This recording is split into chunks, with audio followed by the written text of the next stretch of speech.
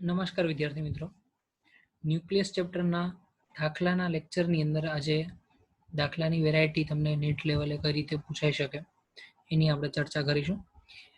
દાખલાની અંદર આપણે બે સેશન પાડેલા છે. ટોટલ 30 દાખલા અલગ અલગ વેરાયટી વાળા લીધેલા છે, જેમાંથી 1 થી 15 અને 16 થી 30 સુધીના બીજા દાખલા છે એ બીજા લેક્ચરમાં આપણે જોઈશું. તો સ્ટાર્ટ કરે પહેલા દાખલાથી. ક્વેશ્ચન એવો કીધો છે કે 5 વર્ષ જેટલો અર્ધાયુ સમય, મતલબ તમે ટાઉ અને હાફ લખશો તો 5 વર્ષ, અને m0 જેટલું શરૂઆતનું અવિભાજિત દળ ધરાવતા રેડિયોએક્ટિવ તત્વ માટે 15 વર્ષના અંતે અવિભાજિત દળ કેટલું હશે. પ્રારંભિક દળ m0 આપેલું છે, 15 વર્ષ પછી કેટલું દળ હશે એ તમારે શોધવાનું છે. હવે જનરલી આપણી પાસે એક સમીકરણ છે m બરાબર m0 e raise to minus lambda t, m બરાબર m0 e raise to minus lambda t. એ સમીકરણ અનુસાર મેં તમને એક સમીકરણ આવું લખાયું હતું કે n by n0 is equal to 1/2 raise to n, n by n0 is equal to 1/2 raise to n ઘાત. એ જ સમીકરણ પ્રમાણે હું અહીંયા આવું લખી શકું કે m is equal two m0 1/2 ની કેટલી ઘાત થશે, n ઘાત. હવે વિદ્યાર્થી મિત્રો n એટલે શું? જે સમીકરણ છે આપણી પાસે અહીંયા મેં આપી દીધું કે m બરાબર m0 divide by 2 raise to n. હવે n શોધવાનો છે. n એટલે કે આપેલો સમય છેદમાં અર્ધાયુ સમય. જો તમને અહીંયા સમીકરણ લખેલું છે n બરાબર આપેલો સમય છેદમાં અર્ધાયુ સમય. આપેલો સમય તમને જો કેટલો આપેલો છે 15 વર્ષ, અર્ધાયુ સમય કેટલો આપેલો છે 5, તો 15 ભાગ્યા 5 એટલે કે 3 થશે. તો m ની કિંમત લખશો તો m બરાબર m0 છેદમાં 2 ની 3 ઘાત, અને 2 ની 3 ઘાત એટલે કે 8, તો m0 ના છેદમાં 8. તો મતલબ તમારો સાચો જવાબ આવશે m0 ડિવાઇડ બાય 8. ધારો કે આની જગ્યાએ એક્ટિવિટી કીધી હોય તો પણ સેમ જ સમીકરણ આપે. અવિભાજિત ન્યુક્લિયસની સંખ્યા માટે પૂછ્યું હોય તો પણ આ જ સમીકરણ વડે તમે ઉકેલ શોધી શકો. સેકન્ડ ક્વેશ્ચન પર આપણે જઈએ. ક્વેશ્ચન એકદમ સિમ્પલ છે, પણ કહેવાય ને કે તમને તત્વોની સંખ્યા એટલી બધી વધારે છે કે થોડું કન્ફ્યુઝન થાય. યુરેનિયમ 92 યુરેનિયમ નું ન્યુક્લિયસ કીધું, Z બરાબર 92, પરમાણુ ક્રમાંક વાળું ન્યુક્લિયસ નીચેના ક્રમમાં કણોનું ઉત્સર્જન કરે છે. કયા કણ છે? તો જો આલ્ફા 2 વખત, આલ્ફા 2 વખત, બીટા માઇનસ 2 વખત, પછી 4 વખત આલ્ફા, અને 2 વખત બીટા માઇનસ, અને ફરીથી પાછું આલ્ફા, પછી 2 વખત બીટા પ્લસ, અને 1 વખત ફરીથી આલ્ફા. તો તમને કીધું કે જે છેલ્લું ન્યુક્લિયસ મળે એનો પરમાણુ ક્રમાંક શોધવાનો છે. તો વિદ્યાર્થી મિત્રો આવો ક્વેશ્ચન ક્યારે બી પૂછે ને તો પહેલા તો આલ્ફા કણોની સંખ્યા ગણો. તમે તમારી નજર સામે જોઈ શકો આલ્ફા કણોની સંખ્યા જે છે કેટલી આવશે, 1 2 3 4 5 6 7 અને 8. ટોટલ આલ્ફા કણની સંખ્યા કેટલી છે? 8. તો આપણે ધારો કે આલ્ફા કણ x બરાબર, આલ્ફા કણને x ધારી લઈએ, 8 છે. બીટા માઇનસ ગણો, 1 વખત 2 વખત 3 વખત અને 4, તો બીટા માઇનસ 4 એટલે વાય ન્યુક્લિયસને આપણે બીટા માઇનસ કીધું એ 4 છે. અને ઝેડ ન્યુક્લિયસને બીટા પ્લસ કહી દો તો બીટા પ્લસ 2 વખત છે, તો ઝેડ બરાબર 2 લઈ લો. તો મૂળભૂત તત્વ ઝેડ હતું, ઝેડ માંથી કેટલા તમારા આલ્ફા ઓછા હતા? ઝેડ ની અંદરથી આલ્ફાની આપણે સંખ્યા લખીએ તો આલ્ફા કણ 8 છે, તો 8 જેટલા આલ્ફા ઓછા થાય. હવે વિદ્યાર્થી મિત્રો મેં તમને આગળ બી કીધું હતું કે જ્યારે આલ્ફા કણ દૂર થાય તો પરમાણુ ક્રમાંક 2 જેટલો ઘટે. તો 8 હોય તો 16 જેટલો ઘટશે. એટલે આપણે શું કર્યું, ઝેડ માંથી -2x, કારણ કે -2x એટલા માટે કે એક પરમાણુ 2 પરમાણુ ક્રમાંક ઘટે, તેવા ટોટલ 8 પરમાણુ છે એટલે x લખી દીધું. પછી બીટા માઇનસ જે છે એને આપણે y વડે દર્શાવ્યું. મેં કીધું કે જ્યારે બીટા માઇનસ નું ક્ષય થતું હશે તો પરમાણુ ક્રમાંક વધે છે, અને એક પરમાણુ ક્રમાંક વધે એટલે આપણે y જેટલો વધારો કર્યો. અને બીટા પ્લસ હોય તો પરમાણુ ક્રમાંક ઘટે છે એટલે કે z જેટલો બાદબાકી. તો શરૂઆતમાં z ની સંખ્યા કેટલી હતી? 92. પછી તમે જો 2 ગુણ્યા x એટલે 8, તો 2 ગુણ્યા 8 એટલે 16 થયા. 92 માંથી 16 માઇનસ કરો, કેટલા આવશે? બરોબર, 92 માંથી 16 માઇનસ કરો એટલે 76 પ્લસ 4, કારણ કે તમને ટોટલ બીટા માઇનસ છે 4 છે એટલે કેટલા થયા? 80. 80 માંથી ફરીથી પાછા 2 માઇનસ, કારણ કે ઝેડ જે એ 2 છે, 80 માંથી 2 એટલે 78 થશે. તો પરિણામી જે ન્યુક્લિયસ હશે એનો પરમાણુ ક્રમાંક 78 આવશે. નેક્સ્ટ ક્વેશ્ચન પર જઈએ. એક રેડિયો એક્ટિવ તત્વની એક્ટિવિટી 5 મિનિટના અંતે 500 વિભંજન પ્રતિ મિનિટ છે. આપણે કોઈ ન્યુક્લિયસ લીધું છે એની એક્ટિવિટી 5 મિનિટ પછી સમય ટી આપી દીધો છે. 500 વિભંજન પ્રતિ મિનિટ થી ઘટી અને 1250 વિભંજન પ્રતિ મિનિટ થાય છે. જે એક્ટિવિટી છે એમાં ફેરફાર જે છે કેટલો આવશે 1250. એટલે અહીંયા કીધું કે ક્ષય નિયતાંક એટલે કે આપણે લેમડા શોધવાનો છે. ક્ષય નિયતાંક જે છે કેટલો લેમડા. હવે અહીંયા છે ને પ્રિન્ટિંગમાં માઇનર ભૂલ છે વિદ્યાર્થી મિત્રો. ઘટીને કીધું છે ને તો 500 થી ઘટીને કોઈ દિવસ 1250 ના થાય. કિંમત અહીંયા કંઈક વધારે હોય તો જ ઘટાડો થાય કે નહીં. તો આ મિસ્ટેકલી 500 ની જગ્યાએ 5000 આવશે. એટલે આ એક સુધારો કરી દેજો. 5000 વિભંજન પ્રતિ મિનિટ એનાથી ઘટી અને 1250 થાય છે. તો પ્રારંભિક એક્ટિવિટી 5000, અંતિમ એક્ટિવિટી 1250, સમયગાળો આપી દીધો છે ટી 5 મિનિટ. આપણે શોધવાનો છે લેમડા. ચલો એક્ટિવિટીનું સમીકરણ બોલો. I બરાબર I0 e raise to minus lambda T. I બરાબર I0 e raise to minus lambda T. તો અહીંયા તમે જો અંતિમ કિંમત I 1250, પ્રારંભિક કિંમત I0 5000 અને e raise to minus lambda T. હવે સિમ્પલ હું તમને કહું કે મેં તમને લાસ્ટ ટાઈમ બી આ કિંમત માટે શીખવાડ્યું હતું કે e raise to minus lambda T માં આપણે કિંમત શોધવાની છે. તો લેમડાની કિંમત શોધવાની, ટી ની કિંમત મૂકો 5 મિનિટ. તો શું થશે? e રેસ ટુ આ બેની જગ્યાએ e છે તો e raise to minus lambda into 5, minus lambda into 5. તો 1250 ભાગ્યા 5000 એટલે 125 ગુણ્યા 4 કરશો એટલે 500 થાય. એટલે ટૂંકમાં શું આવશે? 1/4. 0 0 ત્યાંથી કેન્સલ એટલે 125 ના છેદમાં 500 એટલે 1/4 e raise to minus lambda 5 અથવા તો માઇનસ 5 લેમડા, કોઈ બી રીતે લખો ચાલશે. હવે આ 4 ને ઉપર લઈ જાઓ એટલે 2 ની માઇનસ 2 ઘાત કહેવાય. અથવા તો એવું કરો કે આને માઇનસ ઘાતને છેદમાં લખો તો 1/4 બરાબર 1/e ની 5 લેમડા ઘાત. ક્રોસ મલ્ટિપ્લિકેશન કરી નાખો તો e ની 5 લેમડા બરાબર 4 થશે. હવે ક્યારેય પણ e દૂર કરવું હોય તો આપણને ખબર છે કે હંમેશા ln નો ઉપયોગ કરતા હતા. શું કરતા હતા? ln. બે બાજુ ln લખો તો શું થાય? ln 2 રેસ ટુ 2, 4 છે એટલે શું થાય? ln 2 raise to 2 is equal to ln e raise to 5 lambda. 5 lambda ઘાતની ઘાત આગળ આવશે. અહીંયા 4 બરાબર 2 રેસ ટુ 2 એટલે 2 આગળ આવે તો 2 ln 2 is equal two 5 lambda. અને ln e ની કિંમત એક જ થાય તમને ખબર છે.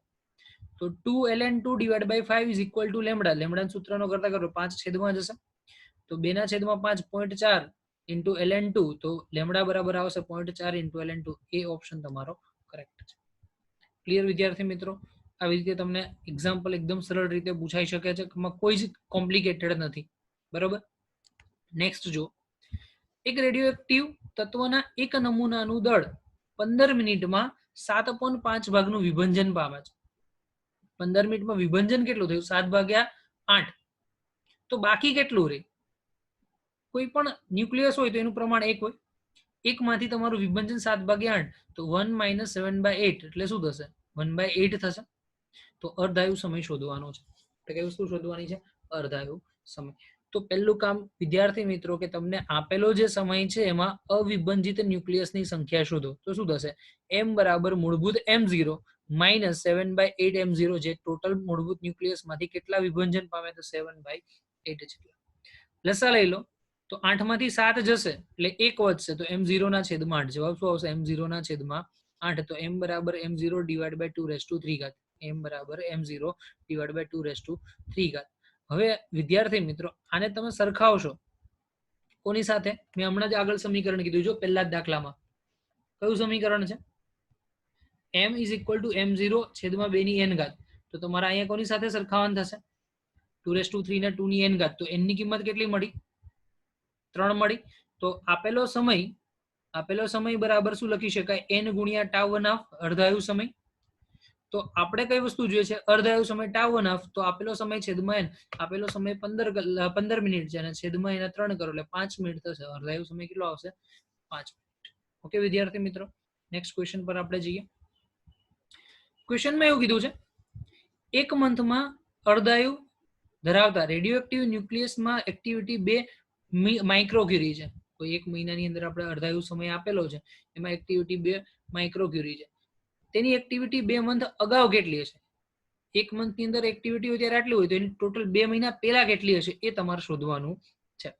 તો સિમ્પલ, હાલની એક્ટિવિટી આપણી પાસે કેટલી છે? 2 માઇક્રોક્યુરી. અગાઉની એક્ટિવિટી કેટલી હશે? I0. તો આપણી પાસે સમીકરણ શું છે? I બરાબર I0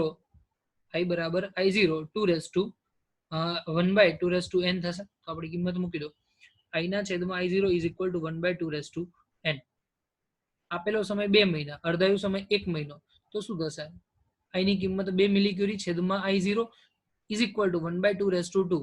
કારણ કે 2 ભાગ્યા 1 એટલે 2 થશે, 2 ની 4 ઘાત, 4 ઘાત અહીંયા આવશે 4 ગુણાકારમાં, તો 4 દૂને 8, તો I0 બરાબર 4 ગુણ્યા 2 એટલે 8 માઇક્રોગ્રામ.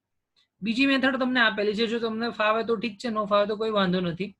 એમ કહેવાય કે પહેલી વખત જ્યારે શૂન્ય તમારો અર્ધ સમય હતો ત્યારે 2 માઇક્રોગ્રી છે, પછી પહેલી વખતના સમયમાં કેટલું થશે, અર્ધાયુ સમય 4 હશે, અને બીજી વખત ડબલ થાય તો કેટલું થશે, 8 માઇક્રોગ્રી થશે. પણ આમાં તમને કદાચ કન્ફ્યુઝન થવાની સંભાવના કરી, એટલે હું એવું પ્રિફર કરું કે તમે ઉપરની મેથડ વાપરો, એટલે 100% તમારો આન્સર સરળતાથી મળી જશે. નેક્સ્ટ, એક રેડિયોએક્ટિવ પદાર્થનું અર્ધાયુ સમય 800 વર્ષ છે. 6400 વર્ષ પછી તેનો કેટલો ભાગ બચશે, મતલબ કે એમાં કેટલા અવિભાજિત ન્યુક્લિયસ બાકી રહેતા હશે તમારે શોધવાના છે. તો સિમ્પલ, આપણે ગણતરીમાં n મૂકવાનો થાય, તો n બરાબર શું થાય, આપેલો સમય છેદમાં τ1 અર્ધાયુ સમય 800 અને આપેલો સમય 6400, 6400 ભાગ્યા 800 એટલે 8 થશે. સમીકરણ લખો, n/n0 = 1/2 n, એટલે 1/2 ની 8 ઘાત, 2 ની 8 ઘાત એટલે 256 થાય.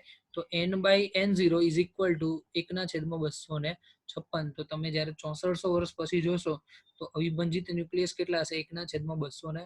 એટલે જે બી સંખ્યા હશે એને 256મો ભાગ બાકી રહેશે, બાકીના બધા વપરાઈ જશે. ધારો કે હું તમને એમ કહું કે તમારી પાસે ટોટલ 512 ન્યુક્લિયસ છે, 512 ન્યુક્લિયસની અંદર કેટલા 6400 પછી બાકી રહે, તો 512 ભાગ્યા તમે 256 કરશો એટલે કેટલા આવશે, 2 ન્યુક્લિયસ જેટલી તમારી સંખ્યા બાકી રહેશે, બાકીના બધા વપરાઈ ગયા હશે.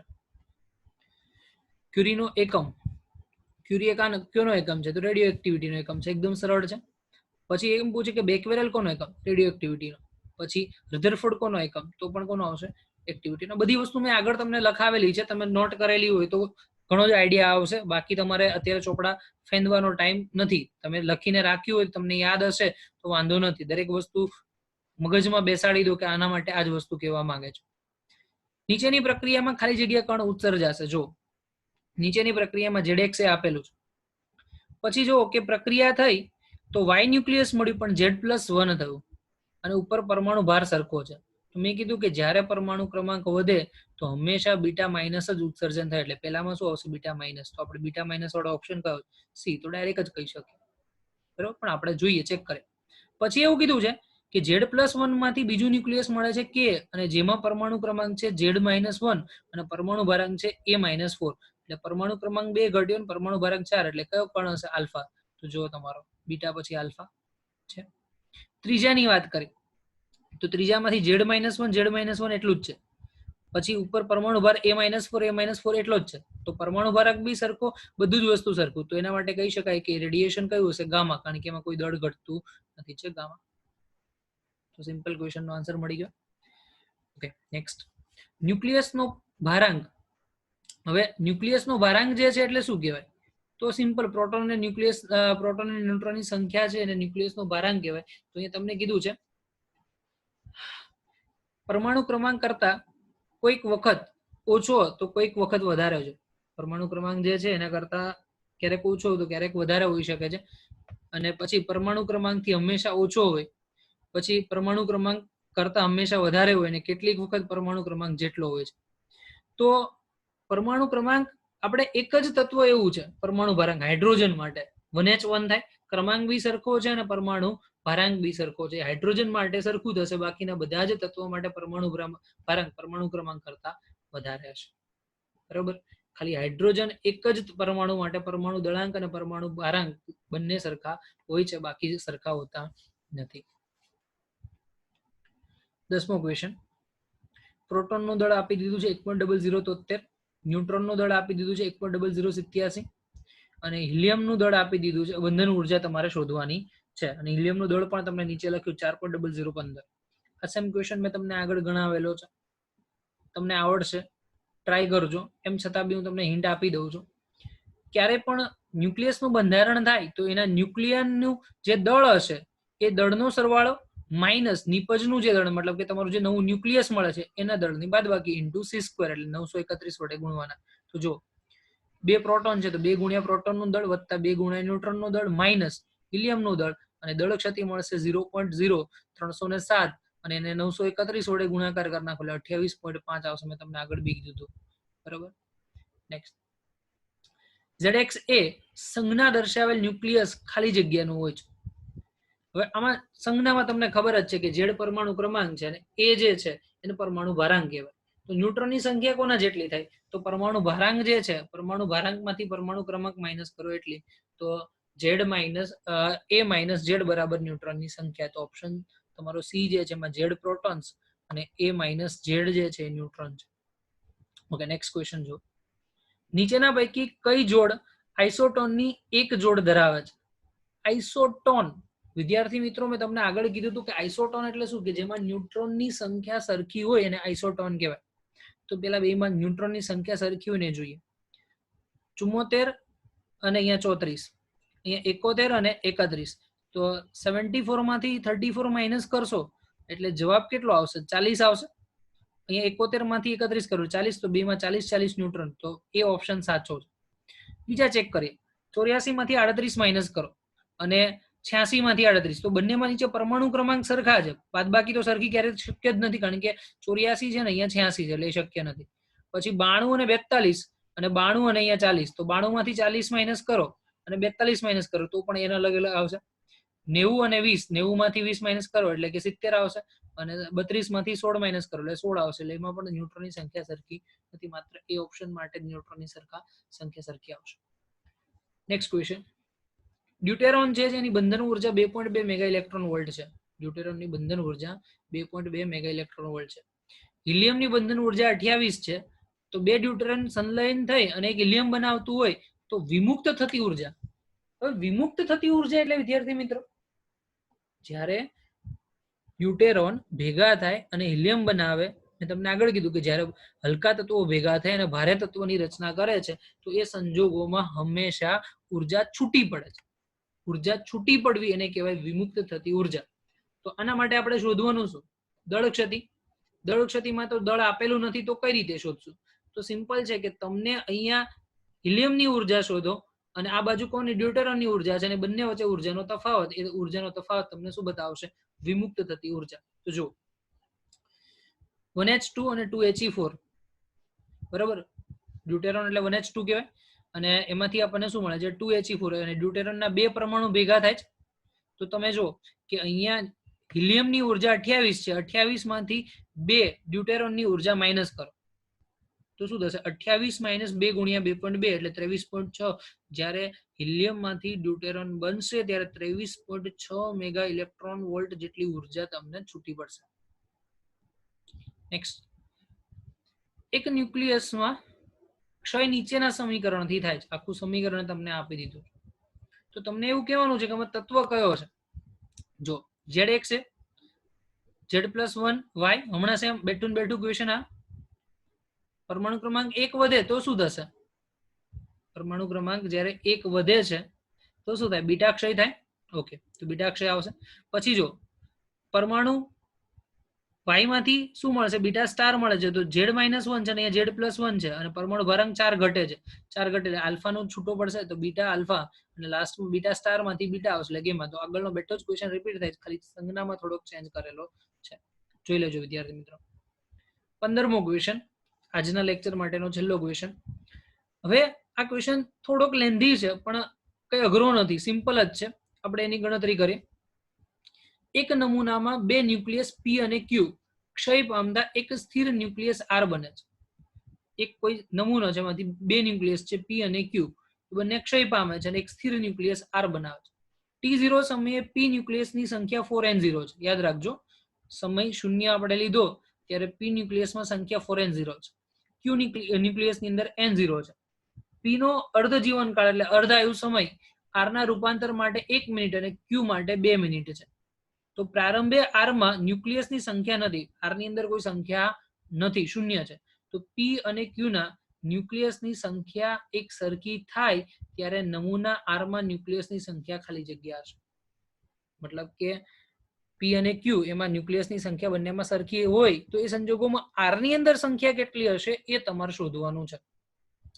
તો નોટિસ કરી લઈએ ઇમ્પોર્ટન્ટ પોઈન્ટ્સ. તો પેલું જો P શરૂઆતમાં સંખ્યા 4n0, Q n0. P નો અર્ધાયુ સમય 1 મિનિટ, Q નો 2 મિનિટ.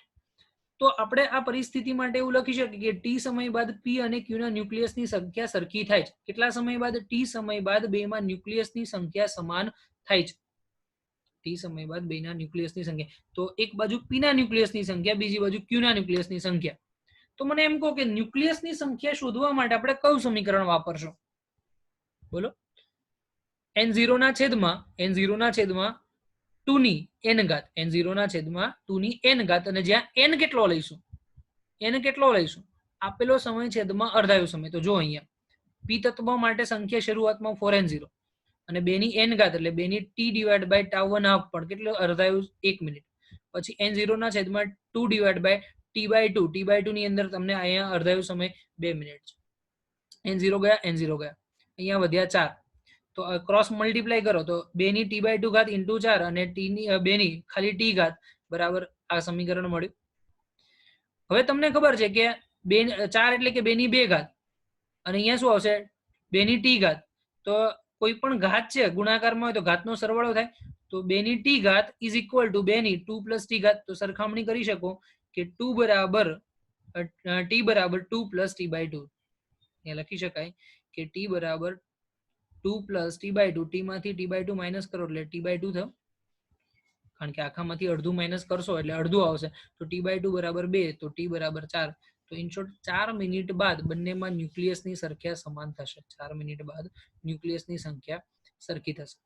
તો ન્યુક્લિયસની સંખ્યા આપણે શોધી લઈએ np માટે. તો np માટે કેટલી થશે? 4n0. np માટે સંખ્યા કેટલી આવશે? 4n0 અને છેદમાં 2 ની 4 ઘાત એટલે 2 ની 4 ઘાત એટલે 16 થશે. 4 ના છેદમાં 16 એટલે n0/4. ચલો, તો np ની અંદર સંખ્યા n0/4 છે. હવે એ જ સંજોગોમાં આપણે વાત કરીએ 4 મિનિટ બાદ q ની અંદર, તો nq બરાબર શું થાય? n0 ના છેદમાં 2 ની 4/2, 2 નો વર્ગ એટલે 4 થશે. તો nq બરાબર n0/4. તો r ની અંદર કેટલા ન્યુક્લિયસ સંખ્યા હોય? તમારી પાસે p ની અંદર કેટલા વધ્યા? n0/4. q માં કેટલા વધ્યા? n0/4. એટલે ઇન શોર્ટમાં n0/4 ટોટલ તમારી પાસે હતા કેટલા હતા? 4n અને પ્લસ n0 એટલે 5 હતા. 5 માંથી અડધું માઇનસ થાય એટલે 4.5 થાય. તો તમે અહીંયા માપો. r ની અંદર 4n0 એટલે p ની અંદર 4n0 હતા, એમાંથી n0/4 માઇનસ કરો, પ્લસ n0 હતા એમાંથી nq માઇનસ કરો એટલે n0/4 માઇનસ કરો. તો 4n0 + n0 5n0 divide by minus n0/2 એટલે 5 માંથી અડધું જાય, તો 5 માંથી અડધું જાય એટલે 4.5 એટલે 9/2 થશે. તો ઇન શોર્ટ r ની અંદર 9n0 ડિવાઇડ બાય 2 જેટલા ન્યુક્લિયસ હશે. આજનો લેક્ચર અહીંયા રાખીએ. બાકીના બીજા લેક્ચરની અંદર બીજા 15 દાખલાનું આપણે સોલ્યુશન જોઈશું. Wish you all the best. જય હિન્દ, જય ભારત.